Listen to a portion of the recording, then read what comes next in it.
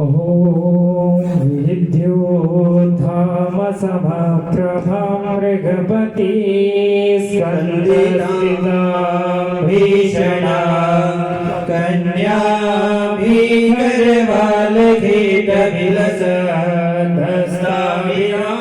कन्याभीकरबालकीटविलसत्तस्ताभिलाषीविदां हस्ते चक्रगदाशिकेटविशिखास्यापं गुणान्तर्जने बिभ्राणामनलात्मिकां शशिधरां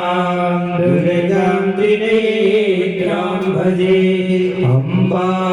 शाम्भवी चन्द्रमौलिरमणा वर्णा उमा पार्वती काली हेमवती शिवा त्रिनयनी कात्यायनी भैरवी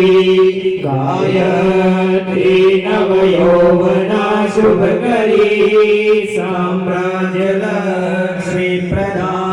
चिद्रूप